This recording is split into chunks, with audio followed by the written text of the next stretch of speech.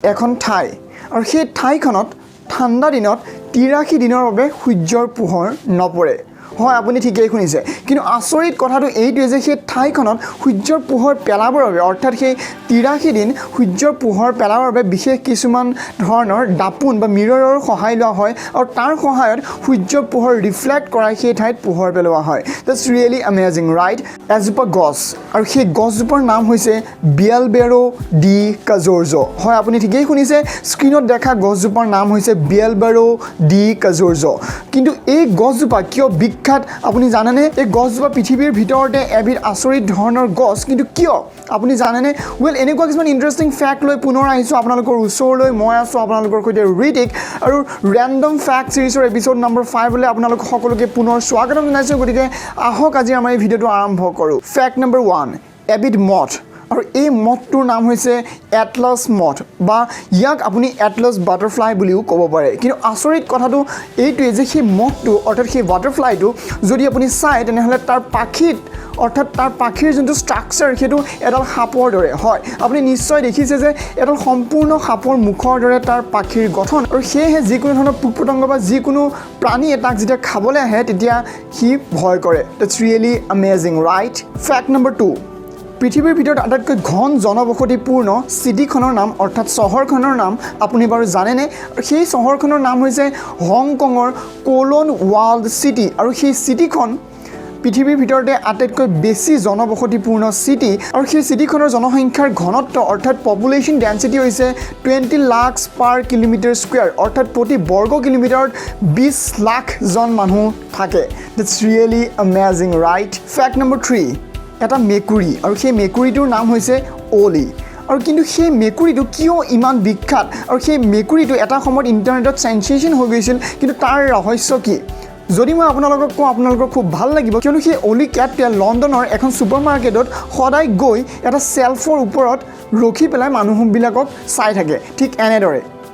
আৰু কিন্তু সেই ছুপাৰমাৰ্কেটখনৰ মালিকজনে সদায় সেই কেটটোক বাহিৰলৈ উলিয়াই পঠিয়ায় কিন্তু সদায় সেই কেটটো পুনৰ সেই ছুপাৰমাৰ্কেটখনলৈ আহি যিকোনো এটা শেলফৰ ওপৰত উঠি মানুহবিলাকক এনেকৈ চাই থাকে দ্যাটছ ৰিয়েলি অ্যামেজিং আৰু আজিও বৰ্তমান সময়তো সেই কেটটো এনেদৰে চাই আছে that's really awesome right fact number 4 tree house অৰ্থাৎ গছৰ ওপৰত সজা ঘৰ আমি হয়তো সকলোৱে দেখিছোঁ কিন্তু আপুনি ইনভিজিবল ট্ৰি হাউচৰ নাম শুনিছেনে হয় আপুনি ঠিকই শুনিছে ইনভিজিবল অৰ্থাৎ সেই ট্ৰি হাউচটোক দেখা নাপায় আৰু সেই তেনেকুৱা ধৰণৰ কিছুমান বিশেষ ধৰণৰ ট্ৰি হাউচ বনোৱা হয় ছুইডেনত আৰু আপুনি স্ক্ৰিনত দেখা পাব এনেকুৱা কিছুমান বিশেষ ধৰণৰ মিৰৰ অৰ্থাৎ গ্লাছ অৰ্থাৎ দাপোনৰ সহায়ত সেই ট্ৰি হাউচবিলাক বনোৱা হয় যাতে বাহিৰৰ পৰা যদি আপুনি চাই তেনেহ'লে তাত যোনবিলাক গছ আছে সেই গছবিলাকৰ ৰিফ্লেকশ্যন আহি পেলাই আপুনি দেখিব যে অৰ্থাৎ সেই ট্ৰি হাউচবিলাক দেখা পোৱা নাযায় that's really awesome right fact number 5 যেতিয়া কোনো এটা কাৰৰ বা গাড়ীৰ কোম্পানীয়ে এখন নতুন গাড়ী বনায় তেতিয়া সেই গাড়ীখনৰ সেফটি টেষ্ট কৰা হয় হয়তো আপোনালোকে নিশ্চয় দেখিছে টিভিৰ বিভিন্ন চেনেলত আৰু তাক কোৱা হয় সেফটি ৰেটিং কিন্তু বৰ্তমান সময়লৈকে আটাইতকৈ বেছি সেফটি ৰেটিং পোৱা যিখন গাড়ী সেই গাড়ীখনৰ নাম আপুনি জানেনে সেই গাড়ীখন হৈছে টেছলাৰ এটা মডেল যাৰ নাম হৈছে টেছলা মডেল এছ আৰু এই গাড়ীখনৰ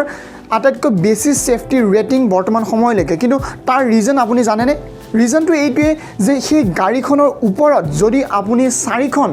গাড়ী উঠাই দিয়ে তেনেহ'লে সেই গাড়ীখনৰ কোনো ধৰণৰ ক্ষতি নহয় that's really awesome right fact number 6 Audi এটা জনপ্ৰিয় গাড়ীৰ কোম্পানী আৰু সেই গাড়ীৰ কোম্পানীটোৱে 2015 বৰ্ষত এখন বিশেষ ধৰণৰ গাড়ীৰ লঞ্চ কৰাৰ কথা আছিল আৰু সেই গাড়ীখন আছিল A80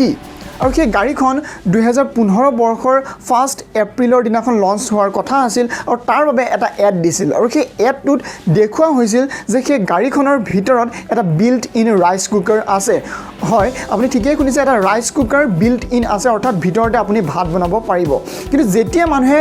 1 এপ্ৰিলৰ দিনা সেই গাড়ীখন কিনিবলৈ গৈছিল বা ৰেজিষ্টাৰ কৰিছিল তেতিয়া তাত কোনো ধৰণৰ ৰাইচ কুকাৰ দেখিবলৈ পোৱা নগৈছিল তেতিয়া যেতিয়া মানুহক সুধিছিল যে কিয় এনেকুৱা কৰিলে যে এডত দেখাইছিল কিন্তু গাড়ীখনত নাই তেতিয়া তেওঁলোকে কৈছিল যে সেইটো 1 এপ্ৰিল দিনাখন লঞ্চ হৈছিল বাবে সেইটো এটা আছিল April fool that's really awesome right fact number 7 এখন বিশেষ ঠাই আৰু সেই ঠাইখনৰ নাম হৈছে ভাইজেনেলা আৰু সেই ঠাইখন অৱস্থিত হৈছে ইটালীত কিন্তু আচৰিত কথাটো এইটোৱে যে সেই ঠাইখনত ঠাণ্ডাৰ দিনত 83 দিনৰ বাবে সূৰ্যৰ পোহৰ একেবাৰেই নপৰে কিন্তু আচৰিত কথাটো এইটোৱে যে সেই ঠাইখনত সূৰ্যৰ পোহৰ পেলাবৰ বাবে এখন বিশেষ ধৰণৰ বা কিছুমান বিশেষ ধৰণৰ দাপোন বা মিৰৰৰ সহায় লোৱা হয় আৰু সেই মিৰৰত সূৰ্যৰ পোহৰটো ৰিফ্লেক্ট কৰাই সেই ঠাইত পোহৰ পেলোৱা হয় that's really awesome right fact number 8 এগৰাকী মহিলা আৰু সেই মহিলাগৰাকীৰ নাম হৈছে মেৰিনা চেম্পান আৰু সেই মহিলাগৰাকী 5 বছৰ বয়সত অপহৰণ অৰ্থাৎ কিডনেপ কৰা হৈছিল কিন্তু আচৰিত কথাটো এইটোৱেই যেতিয়া সেই মহিলাগৰাকী কিডনেপ কৰা হৈছিল তাৰ পিছত সেই মহিলাগৰাকীয়ে অৰণ্যত বহু বছৰ ধৰি বান্দৰ লগত লালন পালন হৈছিল অৰ্থাৎ বান্দৰে তেখেতক লালন পালন কৰিছিল আৰু তাৰ পিছত সেই মহিলাগৰাকী অৰণ্যতে আছিল আৰু পিছত সেই মহিলাগৰাকীক তুলি তুলি ডাঙৰ দীঘল কৰা হৈছিল এটা বৰ ইণ্টাৰেষ্টিং কাহিনী আছে সেই মহিলাগৰাকীৰ লগত ৰিলেটেড যদি আপুনি চাব বিচাৰে তেনেহ'লে আপুনি আই বাটনত মই লিংকটো দি দিছোঁ মই এই টপিকটোৰ ওপৰত আগতে এটা ভিডিঅ' বনাইছোঁ আপুনি চাব পাৰে এটা বৰ ইণ্টাৰেষ্টিং কাহিনী মেৰিনা চেম্পান এগৰাকী বিশ্ববিখ্যাত মহিলা আৰু সেই মহিলাগৰাকীয়ে বান্দৰে তুলি তালি ডাঙৰ দীঘল কৰিছিল that's really awesome right fact number 9 এটা মকৰাৰ ব্ৰীড আৰু সেই ব্ৰীডটোৰ নাম হৈছে এনিলোচাইমাছ এক্সিমাছ আৰু সেই ব্ৰীডটোক পৃথিৱীৰ ভিতৰত এটা আচৰিত প্ৰজাতিৰ মকৰা বুলি গণ্য কৰা হয় কিয়নো সেই মকৰাবিধে 50-60টা মকৰা একেলগ হৈ এনেকুৱা কিছুমান ৱেব বা জালৰ সৃষ্টি কৰে আপুনি স্ক্ৰীনত দেখাব এনেকুৱা বিশাল আকাৰৰ কিছুমান জাল অৰণ্যত সৃষ্টি কৰে আৰু সেইবাবে এই মকৰাবিধ বিশ্ববিখ্যাত that's really amazing right fact number 10 আপুনি স্ক্ৰীনত দেখা গছজোপা পৃথিৱীৰ ভিতৰত আটাইতকৈ আচৰিত গছ এজোপাৰ অন্যতম আৰু সেই গছজোপাৰ নাম হৈছে বিয়েলবেৰো ডি কাজৰ্জ হয় আপুনি ঠিকেই শুনিছে আৰু আচৰিত কথাটো এইটোৱে যে সেই গছজোপা দুজোপা গছৰ সমষ্টি অৰ্থাৎ এজোপা গছৰ ওপৰত এজোপা গছ উঠি আছে আৰু তলৰ যিজোপা গছ আছে সেই গছজোপা হৈছে এজোপা মালবেৰীৰ গছ কিন্তু আচৰিত কথাটো এইটোৱে যে ওপৰৰ যিজোপা গছ সেই গছজোপাৰ মালবেৰীৰ নহয় হ'ল চেৰিৰ হয় আপুনি ঠিকেই শুনিছে তলত এজোপা মালবেৰীৰ গছ আছিল আৰু বিশেষ কাৰণ সেই গছজোপা মৰি গৈছিল এবাৰ আৰু তাৰ ওপৰত এডাল